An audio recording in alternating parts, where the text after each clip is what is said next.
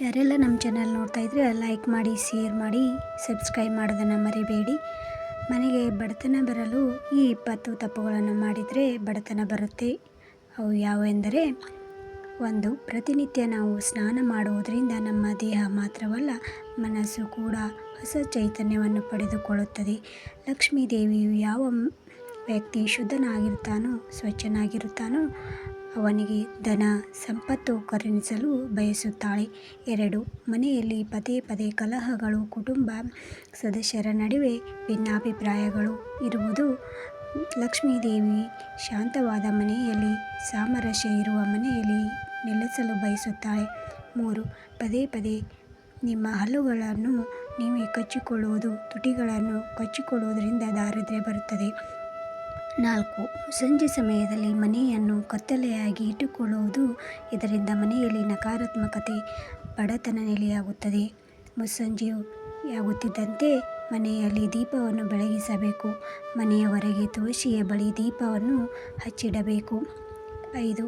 ಕೊಳಕು ಹಾಗೂ ಹರಿದ ಬಟ್ಟೆಯನ್ನು ಧರಿಸುವುದರಿಂದಲೂ ಹಣದ ಸಮಸ್ಯೆ, ದಾರಿದ್ರ್ಯ ನಮ್ಮನ್ನು ಸೇರಿಕೊಳ್ಳುತ್ತದೆ. ಯಾವಾಗಲೂ ನಾವು ಶುದ್ಧವಾದ ಬಟ್ಟೆಯನ್ನು ಧರಿಸಬೇಕು. ಹೊಸ ಬಟ್ಟೆಯನ್ನು ಪ್ರತಿನಿತ್ಯವೂ ಧರಿಸಲು ಸಾಧ್ಯವಿಲ್ಲ, ಆದರೆ ಶುಚಿಗೊಳಿಸಿದ ಬಟ್ಟೆಯನ್ನು ಧರಿಸಬಹುದು. 6. ನಮ್ಮ ಹಿರಿಯರು ಮುರಿದ ಅಥವಾ ತುಂಡಾದ ಬಾಚಣಿಕೆಯಿಂದ ತಲೆಯನ್ನು ಬಾಚಿಕೊಳ್ಳಬಾರದು ಎಂದು ಹೇಳಿದ್ದಾರೆ. ಅದರಲ್ಲೂ ಸುಮಂಗಲಿಯರಂತೂ ಇಂತಹ ತಪ್ಪುಗಳನ್ನು ಮಾಡಲೇಬಾರದು. 7. ಪ್ರತಿನಿತ್ಯವೂ ನಾವು ದೇವರ ಪೂಜೆಯನ್ನು ಮಾಡುವ ರೂಢಿಯನ್ನು ಬೆಳೆಸಿಕೊಂಡಿರುತ್ತೇವೆ.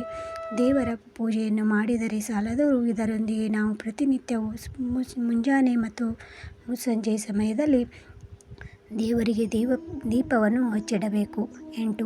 ಮನೆಯ ಮುಖ್ಯ ದ್ವಾರದ ಬಳಿ ಚಪ್ಪಲಿಯನ್ನು ಮನಬಂದಂತೆ ಎಸೆಯುವುದು. ಯಾವಾಗಲೂ ನಾವು ಹೊರಗಿನಿಂದ ಮನೆಗೆ ಬಂದಾಗ ಚಪ್ಪಲಿಗಳನ್ನು ಅಥವಾ ಶೂಗಳನ್ನು ಮನೆಯ ಮುಖ್ಯ ದ್ವಾರದಿಂದ ಒಂದಿಷ್ಟು ದೂರ ಇಟ್ಟು ಬರಬೇಕು. ಯಾಕೆಂದರೆ ಲಕ್ಷ್ಮೀ ದೇವಿಯು ಮನೆಯ ಮುಖ್ಯ ದ್ವಾರದ ಮೂಲಕ ನಿಮ್ಮ ಮನೆಯನ್ನು ಪ್ರವೇಶಿಸುತ್ತಾಳೆ.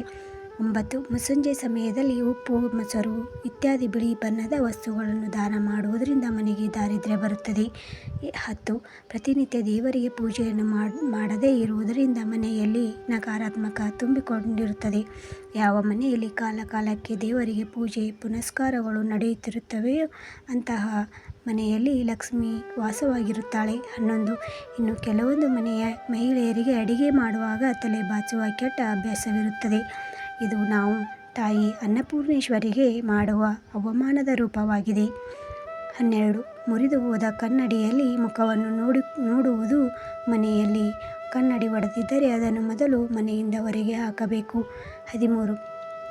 ರಾತ್ರಿ ನೀರಿನ ಪಾತ್ರೆಗಳನ್ನು ಮುಚ್ಚದೇ ಇರುವುದು ಕೂಡ ದಾರಿದ್ರ್ಯ ನೆಲೆಸಲು ಕಾರಣವಾಗುತ್ತದೆ. ರಾತ್ರಿ ಮಲಗುವ ಮುನ್ನ ನೀರಿನ ಪಾತ್ರೆಯನ್ನು ಮುಚ್ಚಿಡಬೇಕು. ನೀರಿನ ಪಾತ್ರೆಯನ್ನು ತೆರೆದಿಡುವುದರಿಂದ ಆ ನೀರಿನಲ್ಲಿ ನಕಾರಾತ್ಮಕ ಶಕ್ತಿಗಳು ಬಂದು ಸೇರಿಕೊಳ್ಳುತ್ತವೆ. 14. ಮನೆಯ ಸದಸ್ಯರು ಸೂರ್ಯೋದಯಕ್ಕೂ ಮುನ್ನ ಅಥವಾ ಸೂರ್ಯೋದಯದ ಸಮಯದಲ್ಲಿ ಹಾಸಿಗೆಯಿಂದ ಏಳಬೇಕು ಹಾಗೂ ಸೂರ್ಯಾಸ್ತ ಸಮಯದಲ್ಲಿ ಮಲಗಬಾರದು. 15. ದೇವರ ಫೋಟೋ ಅಥವಾ ವಿಗ್ರಹದ ಮುಂದೆ ಕಾಲಿನ ಮೇಲೆ ಕಾಲು ಹಾಕಿಕೊಂಡು ಕುಳಿತು ಕಾಲನ್ನು ಅಲ್ಲಾಡಿಸುವುದರಿಂದಲೂ ದಾರಿದ್ರ್ಯ ಬರುತ್ತದೆ. 16. ಕೆಲವೊಂದು ಮನೆಗಳಲ್ಲಿ ಬಾತ್ರೂಮ್ ಬಾಗಿಲನ್ನು ತೆರೆದೇ ಇಡಲಾಗುತ್ತದೆ. ಇಂತಹ ತಪ್ಪನ್ನು ಮಾಡಬೇಡಿ. ಬಾತ್ರೂಮ್ ಬಳಸಿದ ನಂತರ ಅದನ್ನು ಸ್ವಚ್ಛಗೊಳಿಸಿ ಬಾಗಿಲನ್ನು ಹಾಕಿಡಬೇಕು. 17. ಮನೆಗೆ ಯಾರಾದರೂ ಬಂದಾಗ ಅವರನ್ನು ಅವಮಾನಿಸಿ ಕಳಿಸಬಾರದು. ಸಾಧ್ಯವಾದರೆ ಅವರಿಗೆ ಏನನ್ನಾದರೂ ನೀಡಿ. 18. ಪ್ರತಿನಿತ್ಯವೂ ಹೊಸ್ತಿಲ ಪೂಜೆಯನ್ನು ತಪ್ಪದೇ ಮಾಡಬೇಕು. ಯಾಕೆಂದರೆ ಹೊಸ್ತಿಲ ಮೇಲೆ ಮಹಾಲಕ್ಷ್ಮಿ ಮತ್ತು ದರಿದ್ರಲಕ್ಷ್ಮಿ ಇಬ್ಬರೂ ನೆಲೆಸಿರುತ್ತಾರೆ. ಅಂತಹ ಸಮಯದಲ್ಲಿ ಹೊಸ್ತಿಲವನ್ನು ಗೌರವಿಸದೇ ಇದ್ದರೆ ದರಿದ್ರಲಕ್ಷ್ಮಿಯು ನಿಮ್ಮ ಮನೆಯನ್ನು ಪ್ರವೇಶಿಸುತ್ತಾಳೆ. 19. ಮನೆಯ ಸ್ತ್ರೀಯರು ಕಣ್ಣಿನಲ್ಲಿ ನೀರು ಹಾಕಿಸಿದರೆ, ಯಾವ ಮನೆಯಲ್ಲಿ ಸ್ತ್ರೀ ಅಥವಾ ಮಹಿಳೆ ಕಣ್ಣೀರನ್ನು ಹಾಕುತ್ತಿರುತ್ತಾಳೋ ಆ ಮನೆ ಉದ್ಧಾರವಾಗುವುದು ಸಾಧ್ಯತೆಯೇ ಇರುವುದಿಲ್ಲ. 20. ಮನೆಯಲ್ಲಿ ಯಾವಾಗಲೂ ಅರಿಶಿನ, ಕುಂಕುಮ ಮತ್ತು ಉಪ್ಪು ಸೇರಿದಂತೆ ಅಡಿಗೆ ಮನೆಯಲ್ಲಿ ಡಬ್ಬಗಳು ಖಾಲಿಯಾಗದಂತೆ ನೋಡಿಕೊಳ್ಳಿ. ಡಬ್ಬಗಳು ಆಗುತ್ತಿದ್ದಂತೆ ಅದರಲ್ಲಿ ಏನನ್ನಾದರೂ ತುಂಬಿಸಿಡಿ, ಖಾಲಿ ಬಿಡಬೇಡಿ.